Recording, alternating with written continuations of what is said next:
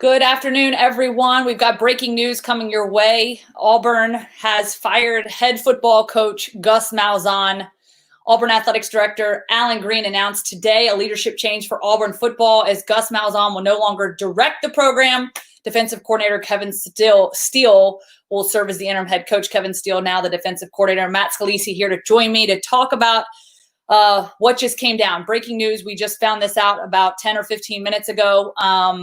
Certainly coming as a bit of a surprise, I think, to many of us. Just want to get your thoughts. Were you surprised when you got this news, Matt, that this was happening today? I was shocked, Lauren. I really didn't think they would do it. I understand, and we talked about this on our post-game show last night, that this was a disappointing season for Auburn fans, and I totally get that. This is below the standard of what Auburn wants to hold itself to as a program. But we're talking about a situation here where 2 years ago, less than 2 years ago, a little bit more than 1 year ago, Auburn beat Alabama. Okay. We're 3 years into a new contract with Gus Malzahn that made him one of the highest paid coaches in college football, and had Auburn basically on the precipice of playing in the college football playoffs in 2017. I think if I'm trying to understand where this decision came from, I have to think that part of where this came down to is the direction that the program appeared to be heading. And I think that's really tough because this is a year where it's really hard to gauge exactly what this program actually looks like, or any program in college football, because there are a lot of unusual factors playing out right now that are never going to happen in another season. But I think if you look at a couple of different factors, the fact that there hasn't been as much progress as people wanted for what was a very promising young quarterback who came in, I think that's been a big talking point for a lot of folks around Auburn, is that Bo Nix does not seem to have improved very much. I think another factor that's concerning to people about the direction of the program right now is that the recruiting has really taken a hit this year. And, I understand that that's a bit of an obscure thing for a lot of fans who don't really pay that close of attention to recruiting. And it seems like this very inexact science, right? It's like, how can you possibly know how good these guys are going to be? But it is to some degree measurable. And the teams that make their way to the college football playoffs, almost without question, are recruiting at the very top of the recruiting rankings in college football. And Auburn is having a really down year. And we're not just talking about a year where they've slipped a little bit off their normal pace. Auburn is currently behind in the 24/7 sports rankings, which are pretty much the industry standard there. They're behind every school in the SEC except for Vanderbilt and South Carolina right now, two schools that have fired their coach already. And signing day is Wednesday. Now, that's a really concerning sign. I don't know that you're going to suddenly recover from that by firing your coach 3 days before signing day. I don't think that's going to remedy the situation. I think this recruiting class has essentially now been lost for Auburn. That they've basically guaranteed that with this firing. So they're willing to sacrifice that for making a coaching change, apparently. Yeah, so Gus Malzahn finishing up his, I guess, 8th season. Obviously still a bowl game left, waiting their fate at this point. So again, Kevin still will fill in there for that. Just wanted to get your thoughts. All really great insight, Matt. And, certainly, again, not expecting this to come down today. I think that it definitely came as a shock for many of us at AL.com. I know John Talty's been working this story as well. What are some things you're hearing from various people, on hand right now at AL.com that have, the discussion is kind of open. So like, what is next for Auburn at this point? Yeah, well, so one of the names that I think has been floating around out there all year regarding this job, whenever it's come up in conversation, is Hugh Freeze, who obviously has had experience in the SEC and has a relationship with Gus Malzahn, believe it or not. I mean, they've been closely associated for a long time. And, Hugh, I think, was heavily influenced by Gus as a coach. He also followed Gus at Arkansas State after Gus was the head coach there and then left to go to Auburn. Hugh became the head coach at Arkansas State. I think both of them have kind of made their name in college football by beating Alabama to some degree. I don't think that's a coincidence. I don't think it's not worth noting that is a name that's been talked about a lot for this Auburn position. And Hugh obviously has been at Liberty the past few years and is doing a job there that I don't think a lot of people thought anybody could do. He has really made that program a consistent winner at its respective level of competition. They've recruited well there. And, they've had consistency there. I think that's the biggest thing is there's not a lot of high ups and downs at Liberty under Hugh Freeze. They've been pretty consistently strong and haven't really had a lot of slip ups. So we also know that Hugh Freeze can recruit at a very high level. Now, I'll put an asterisk on that because obviously his biggest recruiting successes are tainted at Ole Miss by the NCAA sanctions that came as a result of them. The short way to say that is Hugh Freeze recruited really well at Ole Miss, and he did it in part by cheating, and he got caught for that. So I think that is going to be a talking point and a concern for Hugh Freeze as he's brought up as a possibility for this job. The other names, and I'm just referring to John Talty, our colleague at AL.com, who's one of the best sourced reporters in the SEC on this kind of stuff. And John mentions three names, Hugh Freeze being one of them, the other being Oregon's Mario Cristobal, who, I think his time at Oregon has been a little bit mixed so far, but was very well thought of as a head coach at Florida International and was a very successful assistant coach at Alabama, was actually one of Nick Saban's key recruiters. I would say one of the best recruiters that Nick Saban ever had as an assistant in Tuscaloosa. And the other name being mentioned by John right now is another former Nick Saban disciple. That would be Billy Napier, who's currently at Louisiana. And it has again, I think, like Hugh Freeze, has been very consistently successful at Louisiana, has built a really strong program at that level. So, an interesting mix there. I think the key element for all three of those names, they're all strong recruiters. So this, to me, I don't think Auburn can get beyond where Gus Malzahn took them without recruiting at a higher level than Gus did. And Gus recruited pretty well, but he did not recruit. I would say he was not one of the four best recruiters in the conference. I think a lot of times Auburn succeeded in spite of some talent deficiencies in certain areas. And I think for Auburn to reach that next level, they have to recruit up in the stratosphere with Alabama, with Georgia, and with LSU. And they can't afford to fall behind. So those three guys all have that in common, and I think that's significant. Now, that kind of leads me to my next question. Obviously, the big question is what next for Auburn? I'm curious to know what next for Gus Malzahn. Where does he go from here? I know he's going to have quite a bit of time, obviously, to kind of figure things out. At this point, just kind of figuring out what, where he goes now, and is it going to be immediate? Is it going to be, is he going to take his time with it? So I'd just be curious to get your thoughts on maybe what you've heard or what your thoughts are just specifically on that. Yeah, well, Lauren, you and I spent a pretty significant amount of time with the Malzahns a few years ago, and you've spent more time with them than I have because you're an ESPN sideline reporter and get a level of closeness with these coaches, and you get to have conversations with them that the rest of us don't get to have.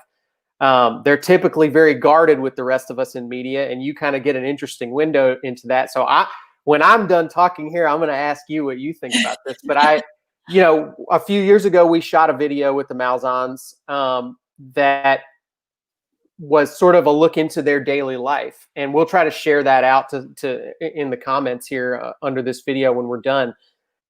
But one of the things that they shared with us that day is that they really did see themselves retiring in Auburn. They saw themselves living there for the rest of their lives, I think. And they had built a nice home there. This was not one of those situations where he seemed to me like a coach that was passing through on the way to another job. I think he thought of this as his destination job, and he wasn't going to leave unless Auburn made him leave. And, I think it's difficult for me to say where I think he'll go next because of that, because I don't think that he's been thinking about what he'll do after this. Mm-hmm. I think that Gus, the thing that's been driving Gus through his career is that he believes he can win a national championship if he has the right conditions around him. And I think he firmly believes that about himself as a head coach. He flat out said it to us that day when we were with him, and Christy said the same thing, his wife. So if Gus, look, first of all, he doesn't need to be in a hurry to find another job. Gus just got an absolutely enormous buyout that to the rest of us, our grandchildren's grandchildren would be living off of that money, what Gus just got as his buyout.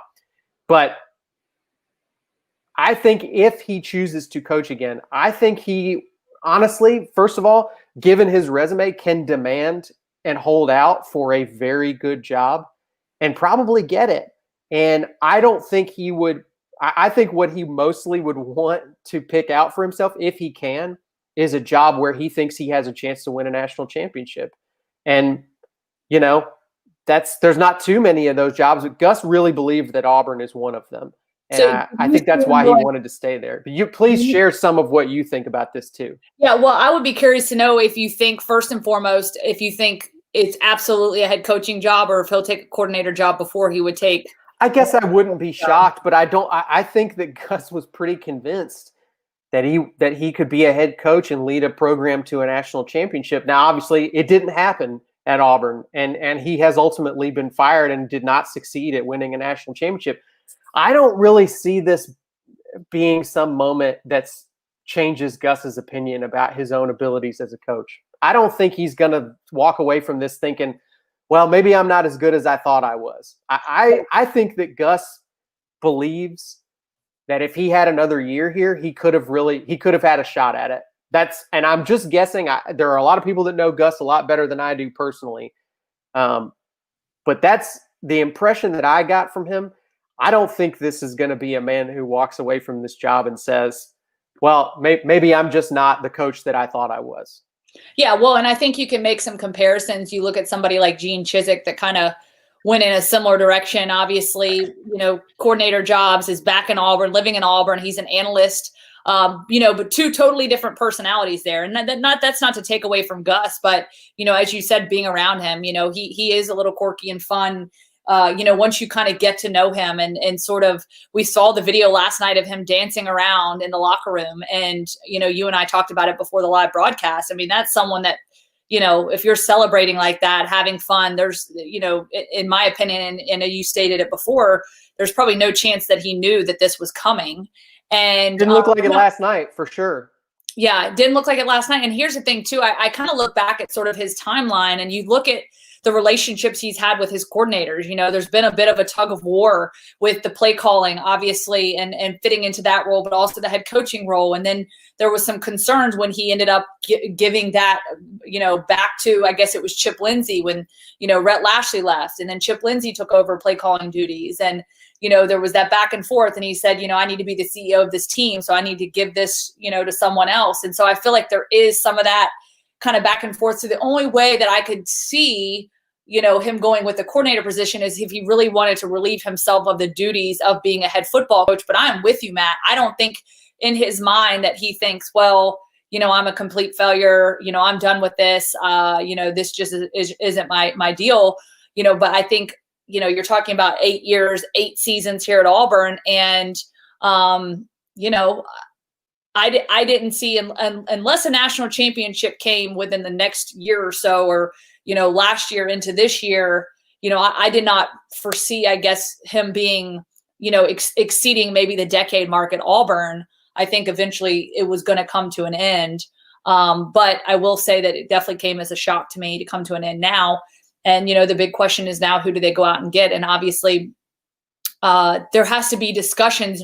One would think that Alan Green has had discussions, or at least has an idea of the direction he's heading with a potential coaching hire, because but I guess, not being part of that process and knowing, but, there's a very small inner circle, right? That circle is very small, and it would just be curious to know sort of conversations that have been had. And, how, at what point they won the game last night against Mississippi State. It wasn't a beautiful game. There was no style points, but Alan Green, I don't think, just woke up this morning and was like, all right, I'm going to do this thing.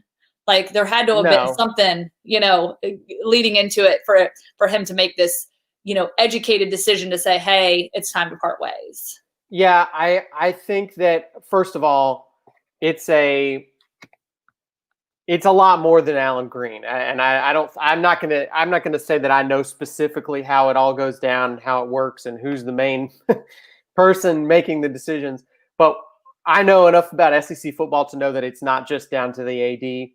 And there are because, for one thing, it's not Alan Green's money that is writing the buyout check to Gus Malzahn that he is owed. So there are a lot of people involved in that decision. If you're an Auburn fan, you'd hope and you'd like to think that they don't make this decision if they don't have a pretty firm belief of who the next coach is going to be. If they don't have a really strong opinion about who they can go get and how realistic it is to get that person. So I would think that this will not be a protracted coaching search. I don't feel like this is a arbitrary decision that was just made, and that Auburn just suddenly said, I don't care who it is, no matter who we get, it's going to be better than Gus Malzahn. Again, this is a coach who really, record-wise, has accomplished a lot, and a lot more than many, many other current active head coaches in college football. I would certainly hope that the people making this decision had a really strong idea of who they wanted to get and believe that they can get him. So we'll see if that turns out to be true or not. My guess is that this coaching search isn't going to take very long, because they have a pretty good idea of who they want to go after. So is your thought that we're going to know something by January 1st? I would bet so. And never put any money on what Matt Scalisi says I would bet on. Certainly, I don't have a great record as a predictor of things, but I'm just going based on my sort of what makes sense to me. Just logic tells me I don't think Auburn makes this move if they don't have a pretty strong idea of where they wanted to go right away. It doesn't mean you're going to get the guy that you wanted to get immediately. It doesn't mean that. It still ultimately has to happen on that guy's timetable. So whoever it is that they want to go after first, that person may have some reasons why they can't just accept the job in the next 48 hours. But I think that this is a combination of we know who we want to get next, and with Gus, I just don't really feel like we have the support internally to do this for another year. It's both of those things, or I don't think they make this decision. So we'll see. Again, it's going to be really hard to hire a coach who on day one has a better resume than Gus Malzahn. And I wouldn't expect that. I think this is more about potential for the future. This is more about saying, we think that Gus took us as far as he can take us, and we think that the program should go farther than that. So we're gonna hire somebody with a higher ceiling, but I don't think it's realistic for Auburn to believe they're going to hire somebody who has a better resume with more accomplishments on it than Gus Malzahn on day one. And my last question for you before I let you go, Matt, just your thought for this postseason game. Is there some concern that this postseason game, we might see some opt-out, some guys just saying they're not going to compete due to the fact that Gus Malzahn is, no longer with the program in this weird pandemic year? And I think maybe if you took the pandemic out of it, there would be maybe a different story. But I would be curious to know how many guys stick around and decide to play in this bowl game, and how many transfers we see. Not just guys that are done piecing out early, but actual transfers, transfer portal. Because right now it's sort of a free for all. Think about it's almost like I mean, it's just like kind of this like free lottery. Like it's a very precarious situation because of the blanket waiver that the NCAA gave to all the players who are there this year. They can essentially all transfer without a penalty if they want to. Yeah, so if you're going to do it, now's the time. Now, of course, I would imagine they probably want to see who the coach is coming in, what their expectations would be for the program. If they think they would get significant playing time or not. Yeah. So it'll definitely be interesting. But you're seeing that at different programs. That's what's kind of been interesting to me. Just specifically. We just had Georgia this week at Missouri, and, DeJuan Mathis being one of the key quarterbacks in the quarterback battle. And they tried everything they could to keep him there. They wanted to develop them. And they really just said, like, look at guys like Kyle Trask. You look at guys like Mac Jones that sit out.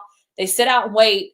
But I think that right now, because of this, unique situation we're in, guys are just like pulling the trigger. Got to go. Because they feel like, if I'm going to do it, now's the time, and the patience isn't there, and I think that that's just sort of the season that we're in, not only with the pandemic, but really just sort of the culture that's somewhat being created in college football. Yeah, it's a difficult situation. Look, ultimately, my personal feeling about it is I think that the players don't have a lot of choice or decision-making ability over their own fate. And I think anything that gives them more power to decide how their own careers go is a good thing. And it might create some chaos, and it might make it difficult for a program to sustain itself long-term. But to me, I think anything that's good for the players is pretty much good for the game, in my opinion. It's going to be hard to convince me otherwise from that.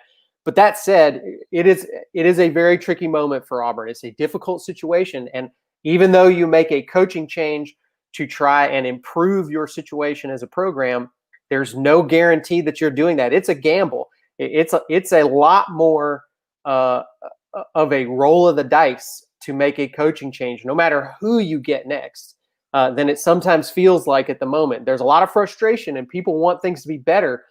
But I've said it this way to other people before. When you make a coaching change, you are raising how high your ceiling can be, but you're also lowering how low your floor can be. It can get worse. Absolutely, and especially from what they've just had with Gus Malzahn, which, as frustrating as it is, Auburn's accomplished a lot over the years that he's been there. So it can get worse than what you had with Gus Malzahn. And I would argue that it did get worse with the previous two coaches. So Gus never really had that bottom out season where just everything fell apart. So that said, right now, I think the things to be concerned about are obviously trying to do anything you possibly can to improve this recruiting class. Doing it by early signing day is probably not possible at this point, but you hope that you can get a guy in here who can pull off some last minute surprises before the February signing day. And the other part of this, like you said, keeping the guys, the promising players who are there right now from transferring out. That's going to be very important. We know that Kevin Steele has been named the interim head coach at this point. To me, that maybe suggests that they're thinking about playing in a bowl game. Not every school is, by the way. A lot of schools have opted out of playing in the postseason, and a lot of people have wondered whether Auburn might. That maybe could be an incentive to these players to stick around and to hold off from transferring, is have one more go around with your teammates and with the rest of the coaching staff, particularly Kevin Steele, who I wouldn't rule out. Whoever the next head coach is, I wouldn't rule out them keeping Kevin Steele on staff, because he's one of the best defensive coordinators in the country. It's going to be hard to hire a DC that's better than Kevin Steele already. So I wouldn't be shocked if he's a part of things going forward. We'll see. But yeah, Lauren, it's a tricky moment for Auburn, and I think the decisions that are about to be made are very important and could dictate how things go for this program for the next 10 years or more. You hope that it's going to make things better when you make a decision like this, but there's no guarantee, and you got to have a lot of things go your way. So best of luck to everybody involved in this decision, and to Gus Malzahn, who, as we said, Lauren, we've spent some time with. He's a good guy. His players in general seem to really like him. KJ Britt, one of the team captains, just tweeted out a few minutes ago, how important it was to him. I'll just read his tweet right now. He said, "In 2020, I found out something. Most of these coaches don't care about their players, just the money. Find another college coach that cares about their players as much as Gus Malzahn did for us, and I'll be a fan. It's bigger than a record. It's more in a locker room than a record." So yeah, I think that's a pretty good there. And there are a lot of players who felt that way. I think a lot of these players did like Gus, and they felt that he related to them on a personal level.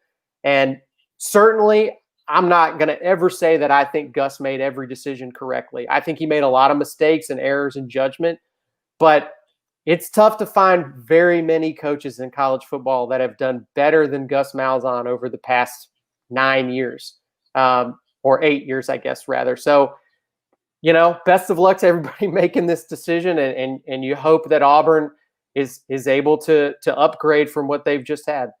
Yep, no doubt. And definitely, as you said, I want to reiterate those sentiments, wishing Gus Malzahn, Christy Malzahn, the entire family the best of luck, because, this is tough. I mean, this is tough on families. This is tough on everyone. And I think you're going to see some Auburn fans that are happy about the move, and you're going to see some that aren't. And to your point, I think the players were bought in no matter what. I think he was definitely someone that maybe you didn't see it on the outside. That Gus really rallied his players, and they were really behind him. And that's all I've ever heard from his players, behind closed doors and conversations, and, that relationship was there. And I know it was for Christy as well. And, all that goes into that program, because it's not just run by a single person. And so I know this is going to be tough, as you said. So wishing them the best, and, hopefully everything will pan out, and, comes at a tough time right here before the holidays and everything else. So hopefully, as the dust settles, we'll get some more clarity on where things are heading from here on out as we move into 2021. Of course, we'll keep you up to date. And for more updates, you can, of course, follow all of our folks on Twitter. Got Matt Scalisi, John Talty's on the scene, Tom Green, Gianna Hahn, and all of our staff at AL.com and all of our social channels. So again, we appreciate you guys. Enjoy the rest of your Sunday.